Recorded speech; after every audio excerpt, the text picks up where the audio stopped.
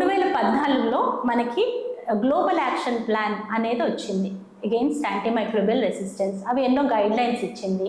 Surveillance చేయాలని, అవగాహన పెంచాలని, మనకి ఎక్కువ యాంటీబయోటిక్స్ అనేవి ప్రొడ్యూస్ చేయాలని, ఇట్లా ఇన్ఫెక్షన్ కంట్రోల్ అంటే మనకి వ్యాధులు రాకుండా ఎట్లాగా పరిశుభ్రతని ఎట్లా పాటించాలి హాస్పిటల్స్లో కానీ కమ్యూనిటీలో కానీ, ఇట్లా పలు రకాల గైడ్ లైన్స్ అనేవి వచ్చాయి.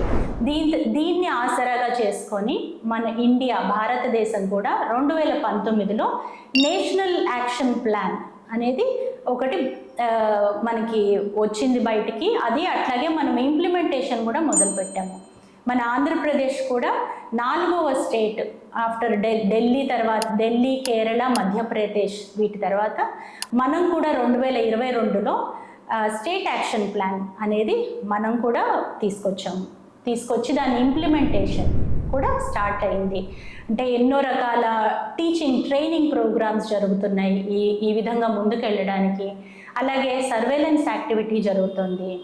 ఈ ఏఎంఆర్ అనే సమస్య కేవలం మనుషులు అంటే మనం మానవులు మాత్రమే ఎక్స్ట్రాగా యాంటీబయోటిక్స్ వాడితే వచ్చిన సమస్య కాదు. దీనికి ఎన్నో కోణాలు ఉన్నాయి. మన పశువులకి, అట్లాగే పౌల్ట్రీలో యాంటీబయోటిక్స్ వాడుతున్నారు, ఫిషరీస్లో యాంటీబయోటిక్స్ వాడుతున్నారు. సో వీటి కారణాల వల్ల కూడా, ఇండైరెక్ట్ కారణాల వల్ల, సో దీనివల్ల కూడా మనకి యాంటీమైక్రోబియల్ రెసిస్టెన్స్ అన్నది అది పెనుభూతంలాగా అన్ని రకాలుగా మనని చుట్టుముడుతుంది. అంటే మనం ఒక మీట్ తీసుకున్నాం అనుకోండి, అది సరిగ్గా హ్యాండిల్ చేయకుండా దాన్ని మనం ఇంట్లో తెచ్చుకొని వాడితే దానివల్ల కూడా మనకి యాంటీబయోటిక్ రెసిస్టెంట్ జీన్స్ ఉన్న బ్యాక్టీరియా మనలో చేరే ప్రమాదం ఉంది.